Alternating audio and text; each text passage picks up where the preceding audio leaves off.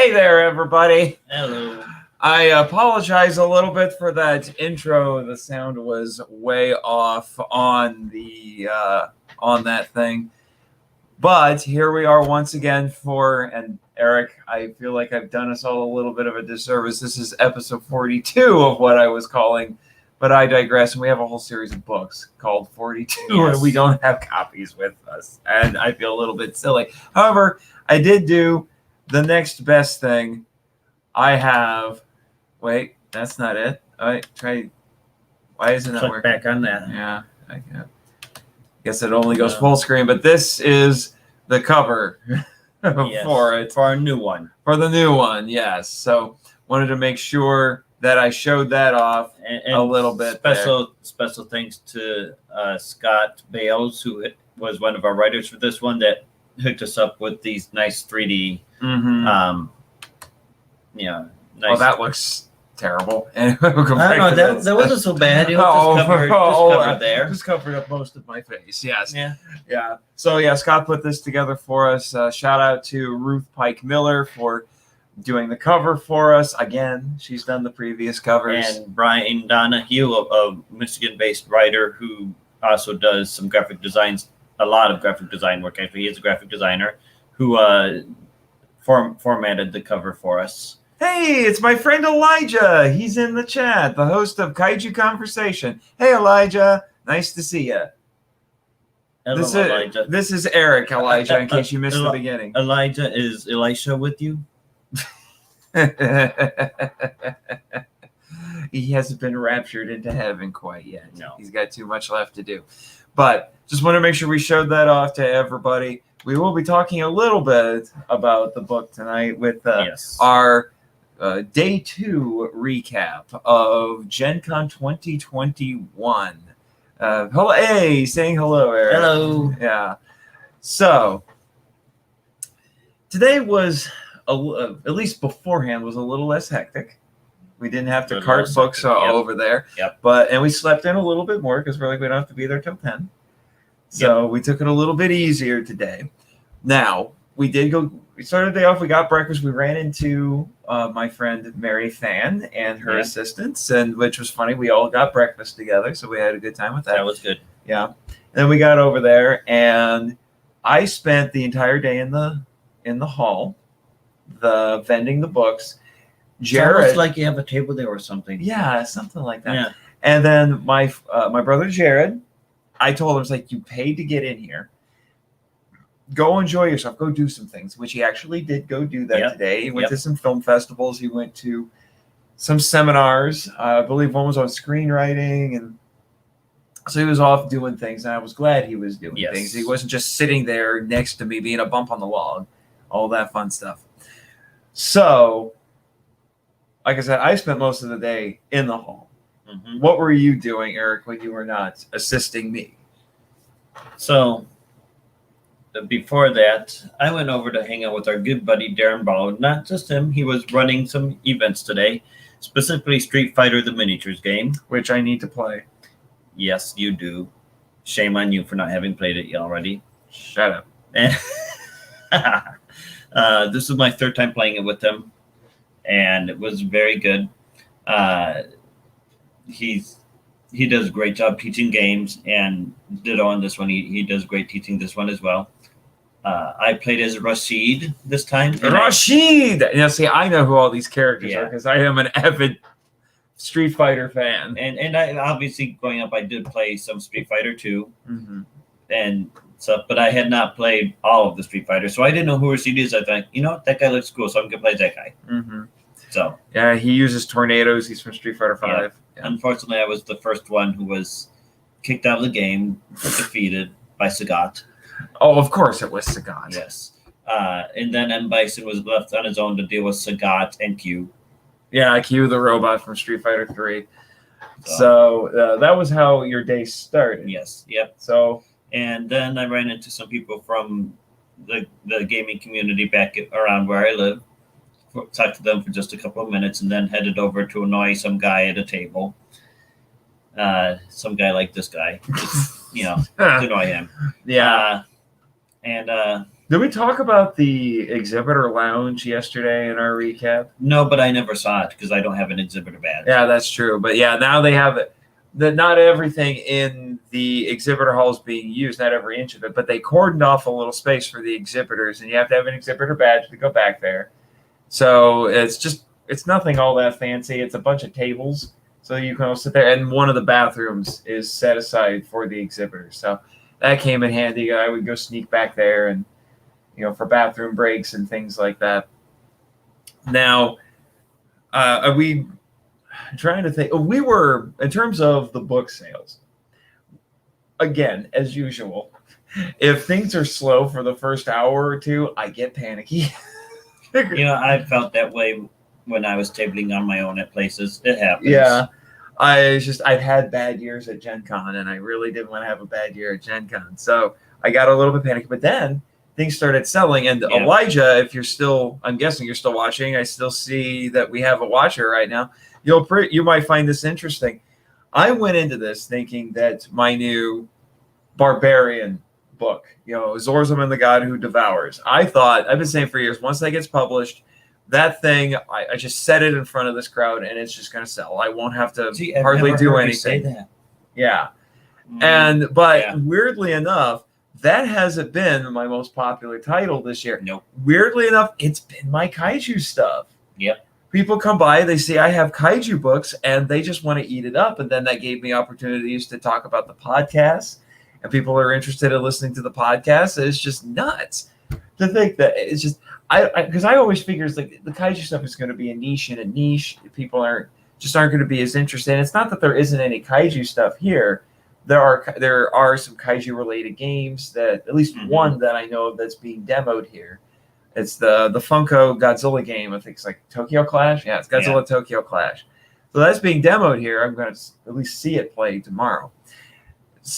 But people, when they come by and they see that there's kaiju stuff, they get excited and they want to buy it, and it's crazy. Now, I've sold a little bit of everything.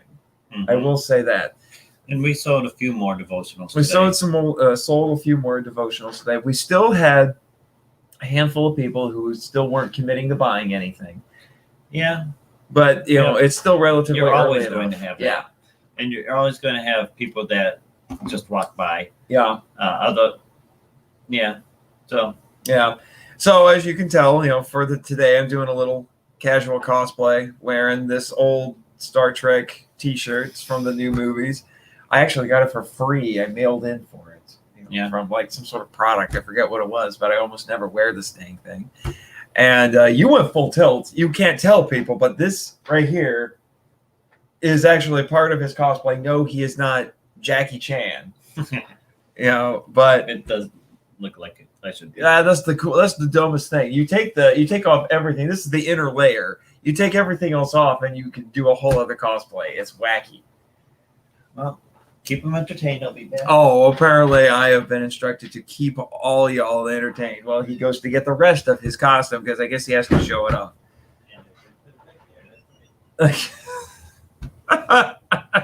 Oh my gosh, man. Elijah says it's a captain's uniform. Or is he a Vulcan?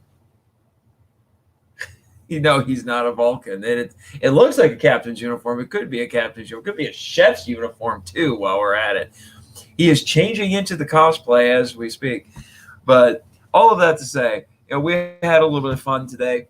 My friend Mary Fan, she's actually my booth neighbor again this year. She's next door. And she was cosplaying Silk, if I remember right. That's the character's name. It's a Spider-Man related character. She had a bodysuit and a ninja style, face mask. It was red. She really leaned into it. And there's actually been some clever cosplays this year that are using masks, because everyone's required to wear masks at the con this year. So there have been a few people who've been pretty clever about it. You either have masks that fit whatever character they're cosplaying. I saw a girl cosplaying Link from Legend of Zelda actually had a green face mask with the Zelda logo on it.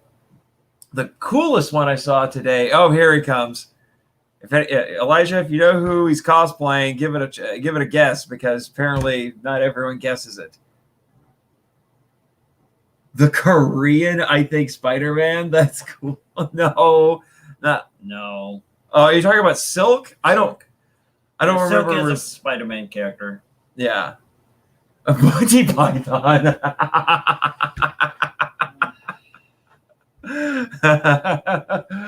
brave Sir Robin. No, he's Aragorn from Lord of the Rings. Yes. But a lot of people aren't guessing that correctly. Even our friend Darren, who is a massive Lord of the Rings fan, didn't figure it out. It was hilarious. I think you got to be kidding me. Yeah. Monty Python. It's just a flesh wound. But so we had some fun today. She was wearing her cosplay. I've never watched Lord of the Rings. You poor deprived child.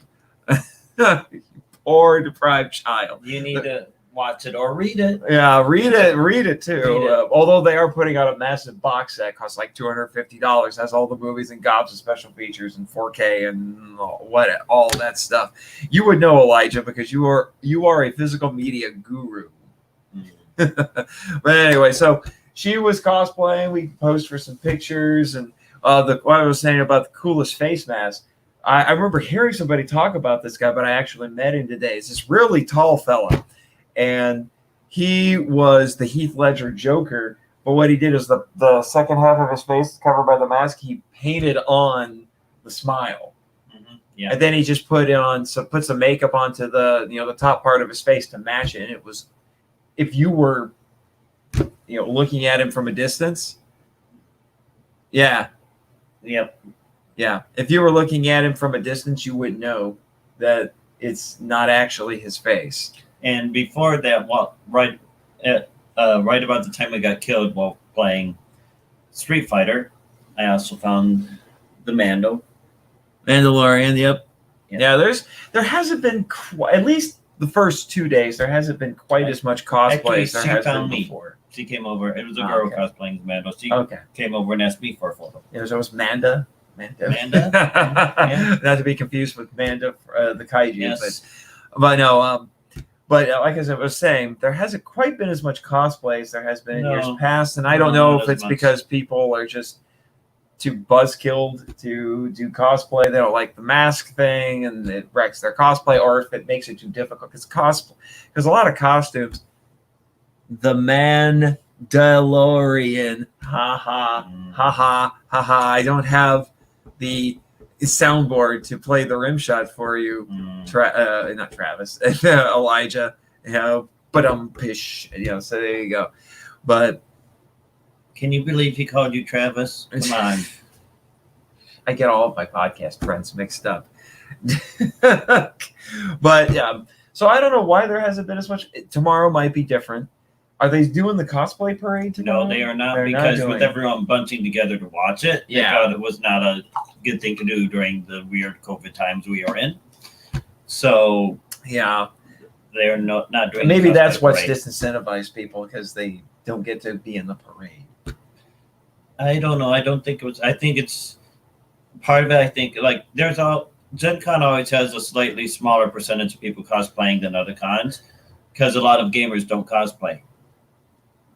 So I think you say that, but I still see a lot of cosplay at Gen Con. Yeah. You do still see a lot, because it's a big con. Yeah, well, that might be why it's such a big con. That even though in terms of percentages, there's a smaller percentage, there's still more of them than usual. And there are some gamers who have tried to complain and say, "Well, we should have cosplay here," which is just annoying. Could be financial stuff.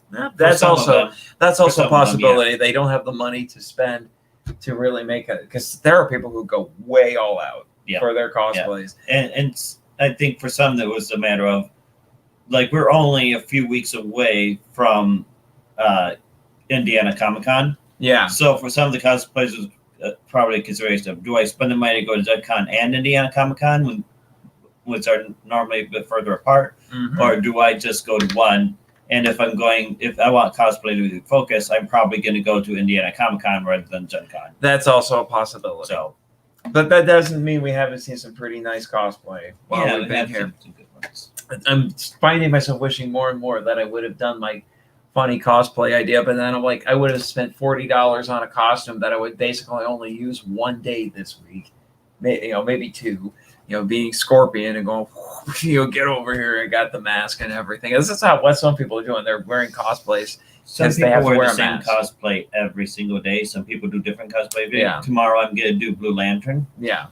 So. Yeah. But so we spent, I spent the whole day there. Did you do anything else before the end of the day? I did some walking around at a couple points, Yeah. but not much. Yeah. And then when things wrapped up at 6, we each went to different events. Yep. I went to the playtest hall where you have a chance to playtest games that are in development and not published, not even close to being published, and just give your feedback. Mm-hmm. So I did a game that is about Arctic survival, where you have a sled dog team, and there's a few different modes, but the mode we played was kind of a search and rescue type of mode. So we were trying to find 3 people and get them to helicopter points so they could get to safety. Yeah. And then I went over, I got the last of the free tickets. I went over to it because I think this is the first year, because I don't remember them being here 2 years ago, but Funko Games, you might think of them for doing the little vinyl figures that are the new Beanie Babies now. And we all have at least one of them. Let's be honest. I don't. Yeah, you're a weirdo. But thanks.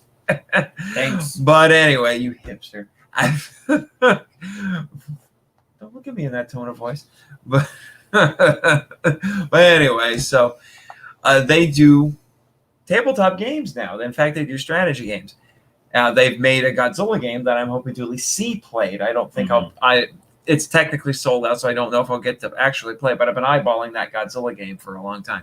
But they tried out another game that they have that's called, I think it's Rocketeer Fight for the Future or something like that, or Battle for the Future, something along those lines. But it's based on a movie that I really enjoyed as a kid, still enjoy it to this day, so I figured I'm going to go try it out.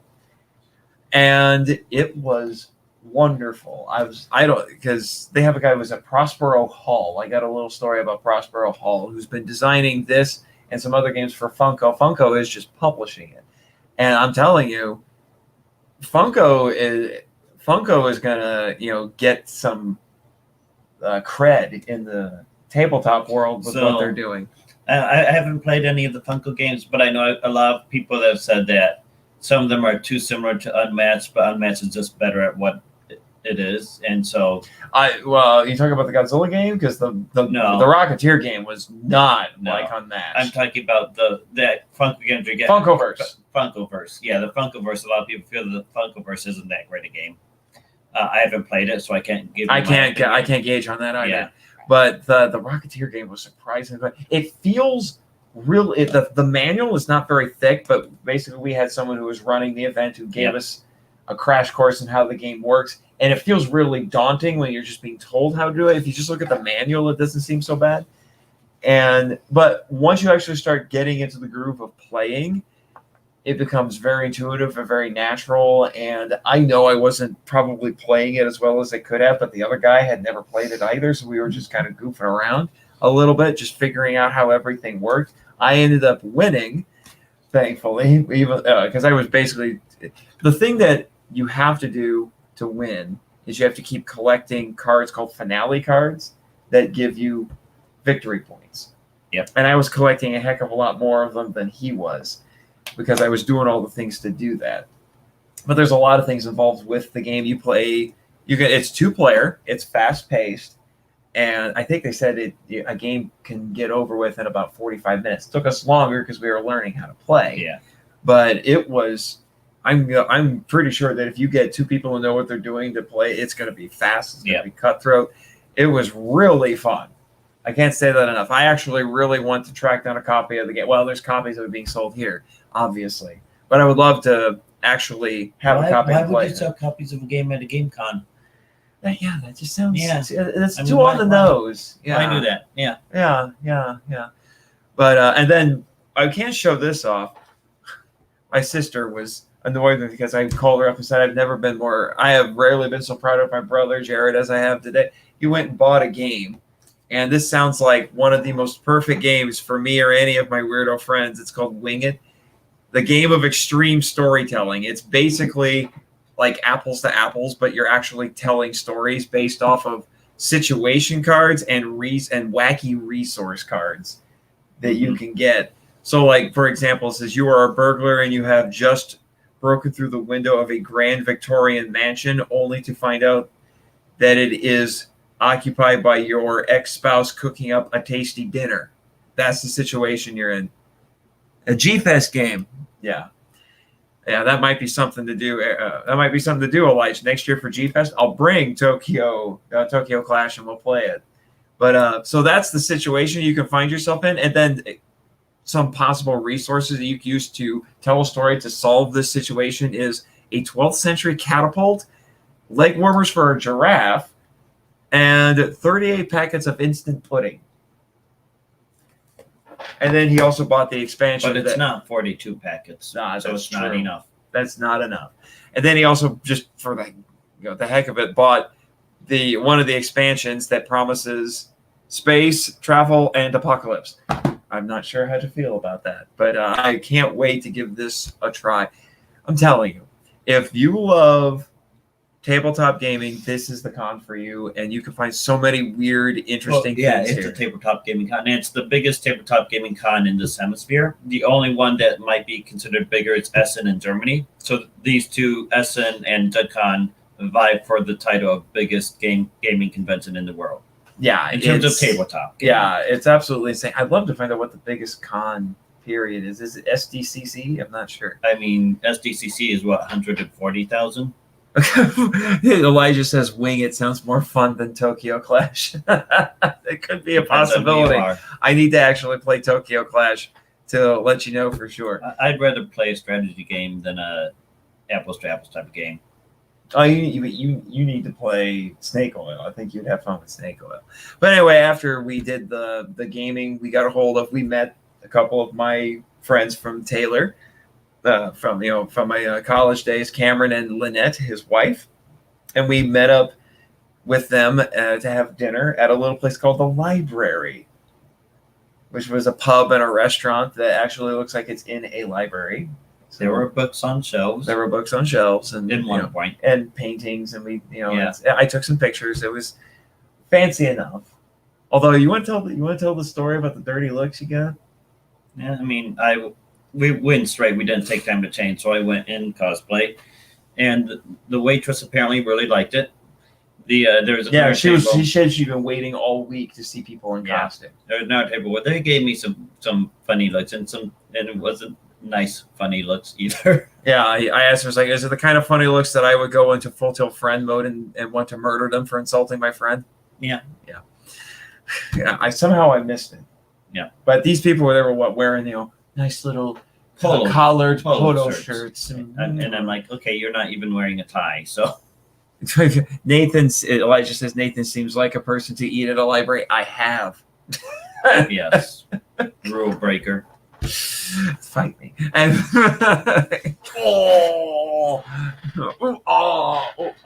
right.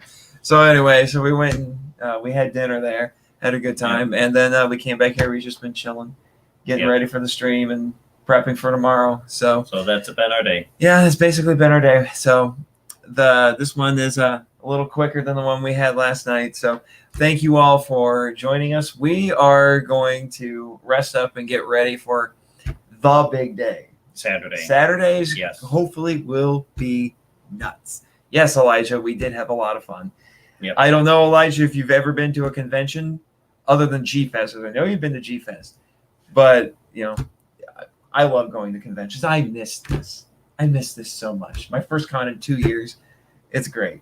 Yeah, it's great. I can't wait for G-Fest to come back next year either. Yeah. All right. Thanks a lot, all of you, for joining us. We'll see you tomorrow. Bye-bye.